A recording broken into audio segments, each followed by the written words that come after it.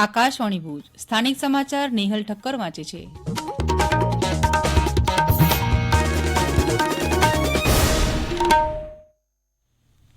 નમસ્કાર. દેશ અને રાજ્યભરમાં આજે 75માં પ્રજાસત્તાક દિવસની ઉજવણી કરાઈ. રાષ્ટ્રપતિ દ્રૌપદી મુર્મુ નવી દિલ્હીના કર્તવ્ય પથ પર આયોજિત પરેડની સલામી ઝીલી હતી. આ સમારોહમાં ફ્રાન્સના રાષ્ટ્રપતિ ઇમેન્યુઅલ મેક્રોન મુખ્ય અતિથિ સ્વરૂપે ઉપસ્થિત રહ્યા હતા. પ્રધાનમંત્રી નરેન્દ્ર મોદી, સંરક્ષણ મંત્રી રાજનાથસિંહ સહિત વિવિધ પક્ષના નેતાઓ, વિદેશી મહેમાનો સહિત 13,000 વિશેષ આમંત્રિતો હાજર રહ્યા હતા. આ પ્રજાસત્તાક પર્વ પર પ્રથમ વખત ત્રણેય સેનાની મહિલા પાંખની ટુકડીઓએ નેતૃત્વ કર્યું હતું. પ્રજાસત્તાક દિને નવી દિલ્હીના કર્તવ્ય પથ પર ગુજરાત રાજ્યમાંથી કચ્છના ધોરડોએ ગુજરાતના સરહદી પ્રવાસનની વૈશ્વિક ઓળખના વિષય આધારિત રજૂ થયેલો ગુજરાતનો ટેબ્લો લોકોના આકર્ષણનું કેન્દ્ર બની રહ્યો હતો. કર્તવ્ય પથ પર વાયુસેના દ્વારા આકાશમાં કરતબ બતાવવામાં આવ્યા, જેનાથી હાજર સૌ રોમાંચિત થયા હતા. 21 તોપોની સલામી બાદ રાષ્ટ્રગાન સાથે કાર્યક્રમની પૂર્ણાહુતિ થઈ. 75માં પ્રજાસત્તાક પર્વની રાજ્યકક્ષાની ઉજવણી જૂનાગઢ ખાતે કરવામાં આવી. રાષ્ટ્રવીર Chhelbhai Dave police parade ground ખાતે રાજ્યપાલ આચાર્ય દેવવ્રત અને મુખ્યમંત્રી ભૂપેન્દ્ર પટેલે ધ્વજવંદન કરીને ત્રિરંગાને સલામી આપી હતી. રાજ્યપાલ અને મુખ્યમંત્રીએ ખુલ્લી જીપમાં 24 પ્લાટૂનના 820 પોલીસ જવાનોની પરેડની સલામી ઝીલી હતી.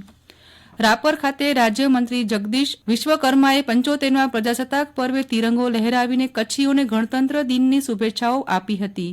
વિવિધ 8 પ્લાટૂનની સલામી સાથે મનાવાયેલા ગણતંત્ર પર્વમાં રાજ્યમંત્રીએ જણાવ્યું હતું કે ક્રાંતિકારી શ્યામજી કૃષ્ણ વર્માની આ ભૂમિ હંમેશા પ્રધાનમંત્રીના દિલમાં વસેલી છે. હિંમતવાન કચ્છીઓની આ ભૂમિ પર ત્રિરંગાને લહેરાવીને હું ધન્યતા અનુભવું છું. આ તકે રાજ્યમંત્રી સાથે કલેક્ટર અમિત અરોરા અને પૂર્વ કચ્છ પોલીસ વડા સાગર બાગમારે પરેડ નિરીક્ષણ કર્યું હતું. કાર્યક્રમમાં સાંસદ વિનોદભાઈ ચાવડા, જિલ્લા પંચાયત પ્રમુખ જનકસિંહ જાડેજા, ધારાસભ્યો, અધિકારીઓ, કર્મચારીઓ તથા મોટી સંખ્યામાં નાગરિકો ઉપસ્થિત રહ્યા હતા. પ્રજાસત્તાક દિને નવી દિલ્હીના કર્તવ્ય પથ પર રાજ્યમાંથી કચ્છના ધોરડો ગુજરાતના સરહદી પ્રવાસનની વૈશ્વિક ઓળખના વિષય આધારિત રજૂ થયેલો ગુજરાતનો ટેબ્લો લોકોના આકર્ષણનું કેન્દ્ર બન્યો હતો. ટેબ્લોમાં ગરબા સાથે હલકદાર અવાજમાં રજૂ થયેલા 50 સેકન્ડના કચ્છી ગીતને કચ્છના જાણીતા લોકગાયિકા દિવાળીબેન ડાંગર દ્વારા સ્વરાંકન કરવામાં આવ્યું હતું. સુશ્રી દિવાળીબેન ડાંગર મૂળે ભુજ જિલ્લાના નાડાપા ગામના રહેવાસી છે અને સ્થાનિક કલાકારોમાં દિવાળીબેન આહિરના નામે પ્રચલિત છે. રાપરના ચિત્રોડ શિવલખા વચ્ચેના માર્ગે ગત રાત્રે માર્ગ અકસ્માતની ઘટના બની હતી. આ અંગે વધુમાં મળતી માહિતી મુજબ ગત રાત્રિના 2:30 વાગ્યાના અરસામાં સામખિયાળી રાધનપુર નેશનલ હાઈવે પરના ચિત્રોડ શિવલખા વચ્ચેના માર્ગ ઉપર ડમ્પર અને ટ્રેલર વચ્ચે અકસ્માત સર્જાયો હતો, જેમાં સામખિયાળી તરફ જતા ટ્રેલર પાછળ પૂરપાટ જતા ડમ્પર ધડાકાભેર અથડાઈ હતી, જેમાં ડમ્પરમાં સવાર હળવદ જિલ્લાના બગસરા અને ભચાઉ તાલુકાના વાંઢિયા ગામના યુવાનોના ગંભીર ઈજાઓના કારણે ઘટના સ્થળે જ મૃત્યુ નિપજ્યા હતા.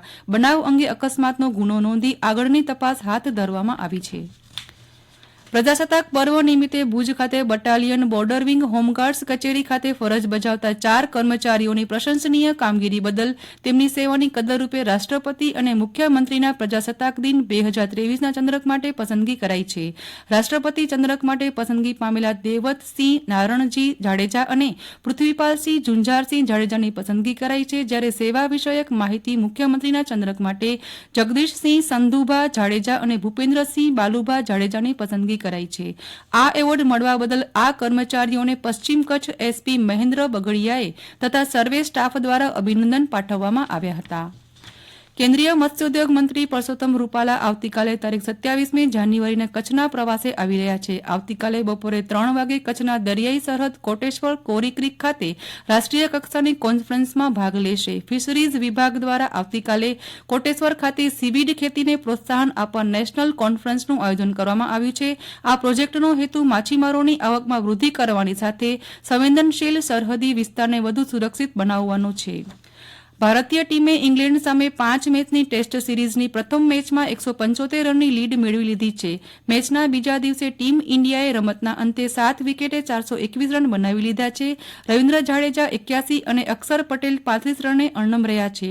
KS ભરત 41 રન, KL રાહુલ 86 રન અને યશસ્વી જયસ્વાલ 80 રન બનાવીને આઉટ થયા હતા. ઇંગ્લેન્ડ તરફથી ટોમ હાર્ટલીએ 2 વિકેટ લીધી હતી. રેહાન અહેમદ, જેક લીચ અને જો રૂટને 1-1 વિકેટ મળી હતી. તો આ સાથે સ્થાનિક સમાચાર પૂરા થયા. નમસ્કાર.